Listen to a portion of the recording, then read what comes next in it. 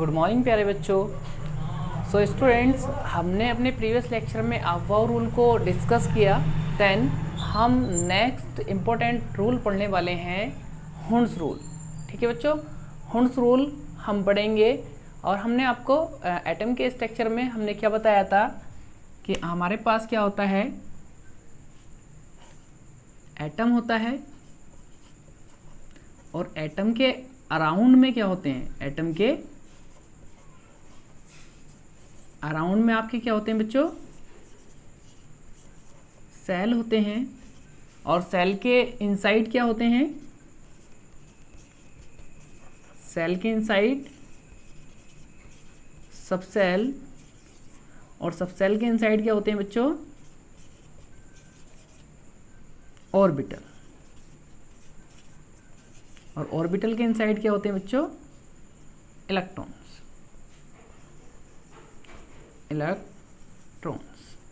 ठीक है बच्चों, ये सब बातें हम लोग डिस्कस कर चुके थे कि हमारा एटम होता है, एटम के इनसाइड क्या होते हैं, बहुत सारे सेल्स होते हैं, नंबर ऑफ इन्फिनिटी क्या होते हैं, सेल होते हैं। और जिसमें सेल के इनसाइड क्या होते हैं हमारे पास, सब सेल, सब सेल के इनसाइड ऑर्बिटल, और ऑर्बिटल में क्या होते हैं, इलेक्ट्रॉन मोशन करते हैं। ठीक है, अब बच्चों हमें पढ़ना है Hund's rule of maximum multiplicity. ठीक, तो बच्चों ये क्या बताता है, हुंड्स रूल ये बताता है कि जब किसी सबसेल के, ये सबसेल के इनसाइड क्या होते हैं, ऑर्बिटल होते हैं। ठीक, सबसेल्स के इनसाइड क्या होते हैं हमारे पास, ऑर्बिटल होते हैं। जब किसी सबसेल्स के ऑर्बिटल्स में, जब किसी सबसेल के ऑर्बिटल में जब इलेक्ट्रॉनों की फीलिंग होती है, तो जो डिजनरेट ऑर्बिटल होते हैं सबसेल के, उसमें जो इलेक्ट्रॉन है, पहले सारे के सारे इलेक्ट्रॉन जो होते हैं सेम स्पिन के फील होते हैं, और उसके बाद क्या होती है, पेयरिंग होती है। ठीक है बच्चों, मतलब मान लीजिए हमारे पास क्या है, पी सबसेल है। क्या है हमारे पास, पी सबसेल है। ठीक, पी सबसेल में हमारे पास कितने ऑर्बिटल होते हैं बच्चों, 3। पी सबसेल में हमारे पास 3 ऑर्बिटल्स होते हैं। और ये यहाँ पर देखिए बच्चों, यहाँ पर इन ऑर्बिटल्स को आप कहेंगे डीजनरेट ऑर्बिटल। डीजनरेट ऑर्बिटल बच्चों, डीजनरेट ऑर्बिटल क्या होते हैं, ऑर्बिटल्स जिनकी एनर्जी क्या होती है, सेम होती है। ऐसे ऑर्बिटल्स जिसकी एनर्जी कैसी होती है बच्चों, सेम होती है, उनको हम क्या कहते हैं, डीजनरेट ऑर्बिटल कहते हैं। तो यहाँ पर हमारे पास जो पी सबसेल है, पी सबसेल में 3 ऑर्बिटल हैं, इसको हम डीजनरेट इसलिए कह रहे हैं कि यहाँ पर मैग्नेटिक और इलेक्ट्रिक फील्ड अब्सेंस है। ठीक है, तो यहाँ पर इन तीनों ही ऑर्बिटल्स की एनर्जी क्या होगी, सेम होगी बच्चों। अब देखिए, तो हुंड्स रूल क्या बताता है, जब किसी सबसेल्स के जो वेरियस सबसेल्स होती हैं हमारे पास, लाइक एस, पी, डी और एफ। ठीक, वेरियस सबसेल्स के जो ऑर्बिटल होते हैं, जब उसमें इलेक्ट्रॉन की फीलिंग करते हैं, तो इलेक्ट्रॉन फीलिंग का ऑर्डर इस तरीके का होता है कि पहले प्रत्येक जो डीजनरेट ऑर्बिटल है उसमें एक एक इलेक्ट्रॉन एंटर करता है, वो भी सेम स्पिन का, उसके बाद पेयरिंग होती है। ठीक है, तो हुंड्स रूल क्या कहता है कि मान लीजिए अगर हमें लिखना है क्या, P1 कॉन्फिगरेशन दिखानी है, यानी कि P सबसेल में 1 इलेक्ट्रॉन है, तो आप कैसे भरेंगे, 1 इलेक्ट्रॉन को ऐसे भरेंगे। ठीक है, सिंपली लैंग्वेज से देख लेते हैं हम, सिंपली लैंग्वेज से देख लेते हैं थोड़ा सा। अकॉर्डिंग टू हुंड्स रूल आप क्या कहेंगे, अकॉर्डिंग टू हुंड्स रूल। ठीक, according to Hund's rule, when electrons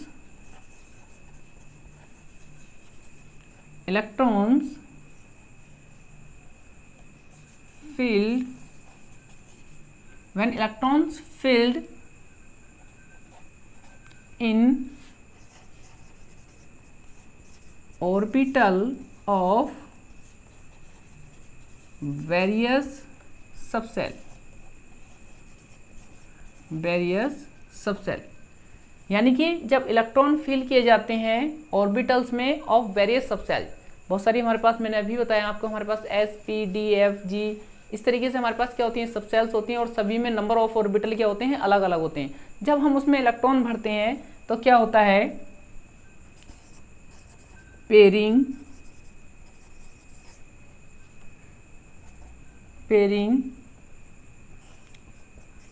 start, जो पेयरिंग होती है स्टार्ट होती है when each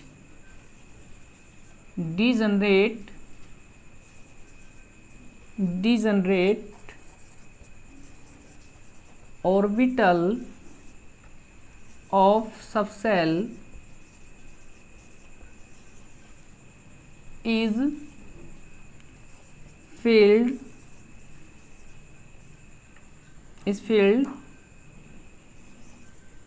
with one electron, यानी कि हमारे पास जो भी सबसेल है उसके जितने भी ऑर्बिटल्स हैं उसमें पेयरिंग तब स्टार्ट होगी जब प्रत्येक जो डीजनरेट ऑर्बिटल है उसमें एक एक इलेक्ट्रॉन क्या किया जाए, फील किया जाए, वो भी सेम स्पिन का। ठीक, अगर आप मान लीजिए फॉर एग्जांपल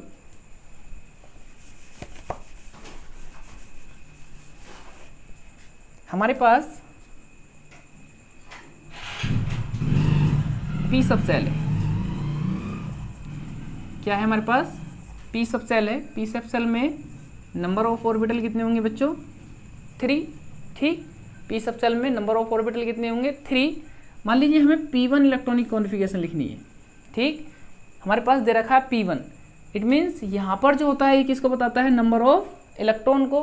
पी सबसेल में एक इलेक्ट्रॉन है, अब इसको हमें पी सबसेल में जो एक इलेक्ट्रॉन है इसको हमें पी सबसेल के ऑर्बिटल्स में फिल करना है, तो हम फर्स्ट इलेक्ट्रॉन को इस तरीके से एंटर करेंगे। ठीक, देन अगर हमारे पास हो P2 2 इलेक्ट्रॉन हो तब आप उसको कैसे फिल करेंगे, 1। ठीक, अब देखिए दो कंडीशन है, या तो हम इसको यहाँ पर ही पेयर कर दें या फिर इसको हम नेक्स्ट ऑर्बिटल में भेज दें। ठीक, तो हॉर्न्स रूल यही बताता है कि किसी सबसेल के जो डीजेनरेट ऑर्बिटल होते हैं वहाँ पर पेयरिंग तभी स्टार्ट होगी जब प्रत्येक डीजेनरेट ऑर्बिटल में एक एक इलेक्ट्रॉन फील हो जाता है, उसके बाद पेयरिंग होती है। ठीक, तो P2 आप ऐसे दिखाएंगे, P3 को यहाँ पर 3 इलेक्ट्रॉन है तो 1 2 और 3rd। ठीक है बच्चों, यहाँ पर भी अभी हम पेयरिंग नहीं करेंगे। अब देखिए जैसे ही P4, आप जानते हैं पी सबसेल में मैक्सिमम इलेक्ट्रॉन कितने होते हैं, 6 होते हैं। ठीक, अब यहाँ पर जैसे ही चौथा इलेक्ट्रॉन आएगा, ठीक, तो आपके पास 3 इलेक्ट्रॉन पहले से प्रत्येक जो ईच डीजेनरेट ऑर्बिटल है वहाँ पर एक एक इलेक्ट्रॉन फिल हो चुका है। नाउ अब पेयरिंग स्टार्ट होगी। ठीक है, अब जो है पेयरिंग स्टार्ट होगी तो 4th इलेक्ट्रॉन जो जाएगा वो इस तरीके से पेयर हो जाएगा। ऐसे ही आप P5 1 2 3 4, देखो 5th अब पेयरिंग स्टार्ट होगी। Next P6 1 2 1 2 3 4 5 6। अब देखिए लैंग्वेज को, अब आपको बहुत इजीली लैंग्वेज समझ में जाएगी। हॉर्न्स रूल क्या होता है, हॉर्न्स रूल ये बताता है किसी सबसेल्स के ऑर्बिटल में इलेक्ट्रॉन की फिलिंग। ठीक है, किसी सबसेल्स के जो ऑर्बिटल्स होते हैं उसमें इलेक्ट्रॉन की फिलिंग होती है according to horns rule. Horns rule क्या कहता है कि किसी सबसेल की जो डीजेनरेट ऑर्बिटल हैं, ये कैसे ऑर्बिटल होंगे,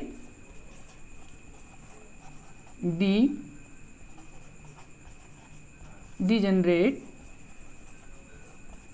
ऑर्बिटल। ठीक, देखिए समझिए, किसी सबसेल के डीजेनरेट ऑर्बिटल में पेयरिंग कब स्टार्ट होगी, पेयरिंग कब स्टार्ट होगी, यानी कि पी सबसेल है, पी में पी सबसेल की हम लोग बात कर रहे हैं, तो पी में जब चौथा इलेक्ट्रॉन आएगा तब पेयरिंग होगी। ठीक, तो पेयरिंग कब स्टार्ट होती है, जब प्रत्येक डीजेनरेट ऑर्बिटल में एक एक इलेक्ट्रॉन फील हो जाता है।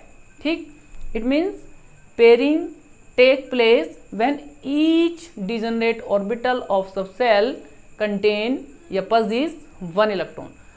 जब सबसेल के प्रत्येक डीजेनरेट ऑर्बिटल में एक एक इलेक्ट्रॉन फील हो जाएगा, उसके बाद क्या हो जाएगी बच्चों, सिंपली पेयरिंग हो जाएगी। तो आपने सिंपली इतना कहना है when electron fill in orbital in degenerate, एक वर्ड और लिख देंगे यहाँ, degenerate orbital of various subshell pairing start when each degenerate orbital of subshell is filled with 1 electron. ठीक, प्रत्येक ऑर्बिटल में एक एक इलेक्ट्रॉन क्या हो जाना चाहिए, फिल हो जाना चाहिए। तो उसके बाद क्या हो जाती है, सिंपली पेयरिंग हो जाती है। जैसे फॉर एग्जांपल अगर हम बात करें एस सबसेल की, ठीक, तो एस सबसेल में बच्चों एक ऑर्बिटल होता है।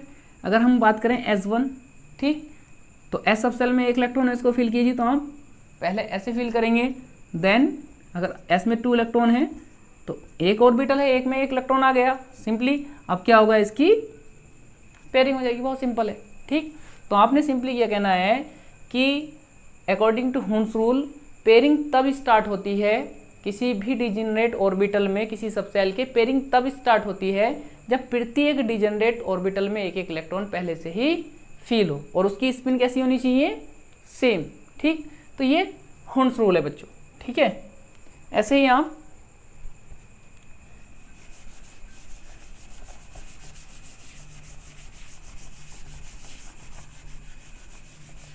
डी सबसेल के लिए कर सकते हैं। हमारे पास मान लीजिए क्या है,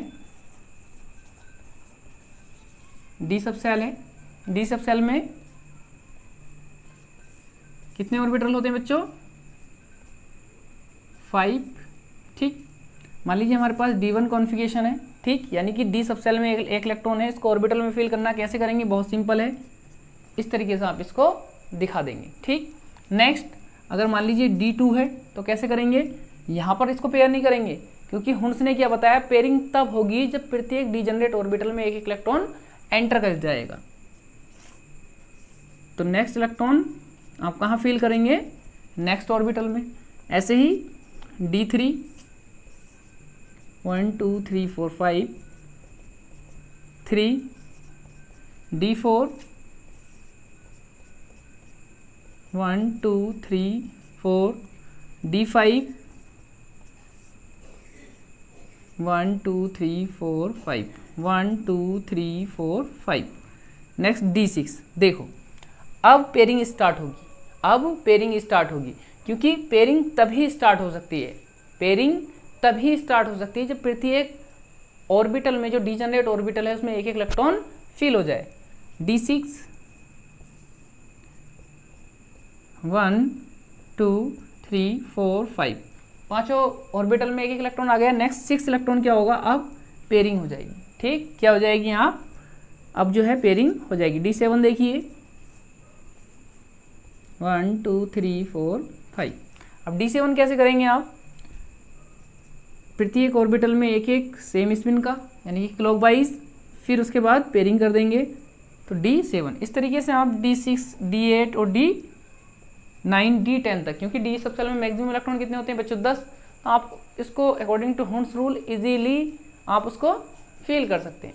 ठीक है, तो बहुत सिंपल है ये हुन्स रूल। हुन्स रूल ने क्या बताया, एक बार इसको समराइज कर देता हूँ। किसी भी जो हमारे पास वेरियस सबसेल्स हैं, उन वेरियस सबसेल्स में जो ऑर्बिटल्स होते हैं, ठीक, उन ऑर्बिटल्स में जो इलेक्ट्रॉन की फिलिंग होती है वो किसके अकॉर्डिंग होती है, हुन्स रूल। ठीक, हुन्स ने क्या बताया कि किसी भी सबसेल के, जो हमारे पास सबसेल है, उस सबसेल के जो ऑर्बिटल हैं उस ऑर्बिटल में इलेक्ट्रॉन की पेयरिंग तब होगी जब प्रत्येक डिजेनरेट ऑर्बिटल में एक एक इलेक्ट्रॉन फिल हो जाएगा। ठीक है बच्चों,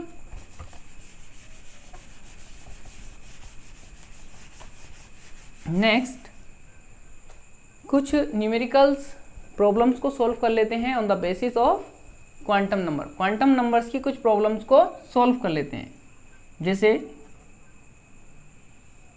quantum number problem, quantum numbers problem. Next जो है बच्चों, हम लोग क्वांटम नंबर की कुछ प्रॉब्लम को क्या करेंगे, डिस्कस करेंगे। ठीक है, देखिए जैसे क्वेश्चन ले लेते हैं एक, right all quantum number all quantum number for last electron in sodium ion. ठीक, right all quantum number for last electron in sodium ion. Sodium के लिए, सोडियम आयन के लिए चारों ही क्वांटम नंबर्स की हमें क्या करनी है, वैल्यू निकालनी। तो कैसे करेंगे, सिंपली देखिए उसके लिए जब हमने क्वांटम नंबर्स को स्टडी किया तभी हम क्वेश्चंस को कर सकते थे, बट उसके लिए हमें अफबाउ रूल और हुंड्स रूल का पता होना बहुत ज़रूरी था।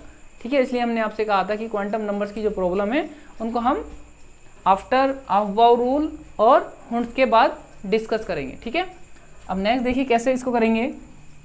सोडियम, ठीक, सोडियम प्लस। ठीक, सबसे पहले हमें लिखना होता है इलेक्ट्रॉनिक कॉन्फ़िगरेशन, क्योंकि इलेक्ट्रॉनिक कॉन्फ़िगरेशन लिखने से हमें ये पता करना है कि लास्ट इलेक्ट्रॉन कौन सी सब सेल में होगा।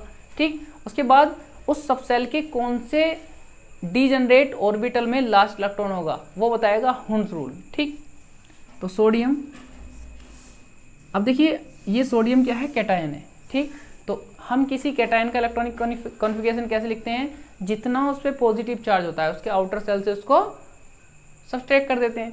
तो सिंपली आप पहले Na+ से पहले Na का इलेक्ट्रॉनिक कॉन्फ़िगरेशन लिखिए, 1s2 2s2 2p6 और 3s1 2 2 6 10 और 11। एटॉमिक नंबर क्या होता है सोडियम का, 11। ठीक, अब आप क्या करेंगे, हमें लिखना है Na+ का। तो आउटर सेल से जितना प्लस चार्ज होता है उसको उतने ही इलेक्ट्रॉन आउटर सेल से हटा देते हैं। तो +1 है, यानी कि एक इलेक्ट्रॉन यहाँ से हट जाएगा। तो क्या हो जाएगा, 1s2 2s2 2p6। ठीक, तो सोडियम आयन का जो इलेक्ट्रॉनिक कॉन्फ़िगरेशन हो जाएगा 1s2 2s2 2p6। अब देखिए लास्ट इलेक्ट्रॉन, क्योंकि लास्ट इलेक्ट्रॉन के लिए निकालनी है, लास्ट इलेक्ट्रॉन आपका 2p6 में होगा, लास्ट इलेक्ट्रॉन आपका 2p6 में होगा। सिंपली बात, क्योंकि electron according to Aufbau rule electron की जो फिलिंग होती है लोअर टू हायर होती है। तो सबसे पहले इलेक्ट्रॉन यहाँ आए होंगे 2 6 2 4 और 4 के बाद यहाँ पर इलेक्ट्रॉन आए तो लास्ट 10th जो इलेक्ट्रॉन होगा वो यहीं होगा। अब यहाँ पर इसके लिए आपको यहाँ पर भी अभी देखो 6 इलेक्ट्रॉन है, देखना है लास्ट इलेक्ट्रॉन कौन सा होगा, 10th वाला इलेक्ट्रॉन कौन सा होगा, उसको इजीली बता देंगे हम अकॉर्डिंग टू हुंड्स रूल। अब देखिए क्या करना है, यहाँ पर जो ये नंबर होता है बच्चों, ये जो नंबर होता है ये सेल्स के बारे में बताता है, और सेल को कैसे डिनोट करते हैं, एन से। तो एन की वैल्यू क्या हो जाएगी, सिंपली 2। ठीक, एल की वैल्यू, एल क्या होता है, उसकी वैल्यू निकल के आती है सब सेल से। सब सेल क्या है, पी। पी के लिए हमने आपको बताया था अगर हमारे पास सब सेल है एस तो एल की वैल्यू क्या होती है 0, पी के लिए 1, डी के लिए क्या होती है 2 और एफ के लिए 3। ये हमने आपको क्वांटम नंबर में बताया था। तो यहाँ पर पी सब सेल है तो एल की वैल्यू क्या हो जाएगी 1। ठीक, और एम की वैल्यू निकालनी है, देन एस की वैल्यू निकालनी है। एम की वैल्यू निकालने से पहले बच्चों, एम की वैल्यू निकालने से पहले आपको सब सेल के ऑर्बिटल बनाने पड़ते हैं। तो हमारे पास सब सेल क्या है पी, पी में कितने ऑर्बिटल होंगे 3। ठीक, अब पी सब सेल में कितने इलेक्ट्रॉन है बच्चों 6। अब इसको हम फिल करेंगे अकॉर्डिंग टू हुंड्स रूल, यानी कि 1 2 3 4 5 6। देन एम की वैल्यू हमने बताया था बच्चों एल पे डिपेंड करती है और -L से +L होती है। तो ये जो हमारे पास ऑर्बिटल हैं यहाँ पर हम एम की वैल्यू को, जो एल की वैल्यू है वो माइनस से प्लस तक लिख लेते हैं। एल की वैल्यू कितनी है -1, सॉरी +1, तो -1 2 +1। ठीक, इसको लिख लेते हैं। अब देखिए लास्ट इलेक्ट्रॉन कहाँ होगा, 4 तो यहाँ हो गए थे, 5th 6 7, देन पेयरिंग हुई होगी 8 9, ये होगा आपका 10th इलेक्ट्रॉन, ये होगा आपका 10th इलेक्ट्रॉन, या आप कह सकते हैं लास्ट इलेक्ट्रॉन। लास्ट इलेक्ट्रॉन आपका जहाँ होता है उसके नीचे जो वैल्यू होती है उसी को हम कहते हैं एम की वैल्यू। तो एम की वैल्यू क्या हो जाएगी +1। ठीक, देन अब देखिए एस की वैल्यू जो होती है वो सिंपली मैंने आपको बताया था, अगर इलेक्ट्रॉन की डायरेक्शन ऊपर को है तो एस की वैल्यू क्या हो जाती है +12, अगर नीचे को है डायरेक्शन एंटी क्लॉकवाइज तो एस की वैल्यू क्या हो जाती है -12। अभी लास्ट इलेक्ट्रॉन जो है हमारा इसकी डायरेक्शन की तरफ है नीचे की तरफ को, तो एस की वैल्यू हो जाएगी -12। तो इस तरीके से आपके पास चारों क्वांटम नंबर्स की वैल्यू क्या हो जाएगी, कैलकुलेट हो जाएगी। बहुत सिंपल है बच्चों। एक और प्रॉब्लम सॉल्व कर लेते हैं।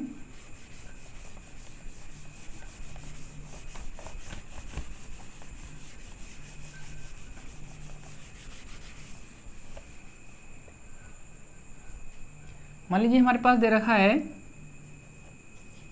3d7, ये कोई सब सेल दे रखी है और क्वेश्चन ये है कि लास्ट इलेक्ट्रॉन के लिए चारों क्वांटम नंबर्स की वैल्यू निकालो। तो सिंपली n की वैल्यू तो आप यहाँ से रख देंगे, n की वैल्यू क्या हो जाएगी 3, l की वैल्यू सब सेल से d के लिए 2।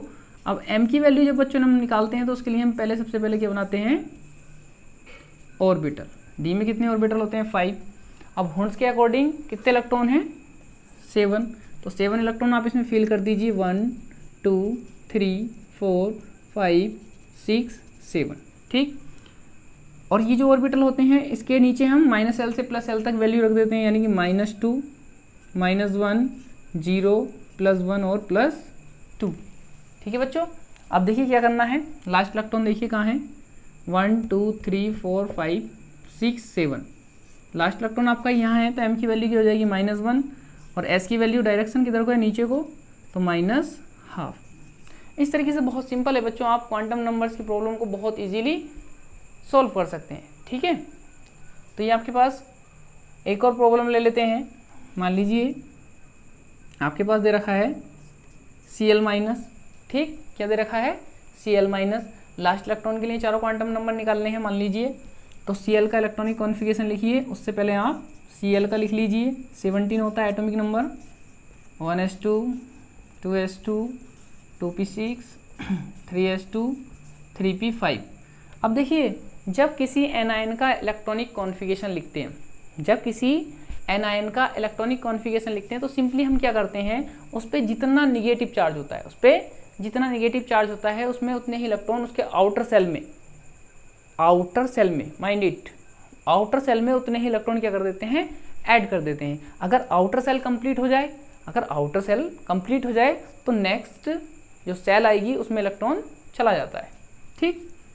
तो 1s2 2s2 2p6 3s2, अब देखो 3p5 तो था, एक इलेक्ट्रॉन और ऐड करना, और p में मैक्सिमम 6 रह सकते हैं, तो 3p6।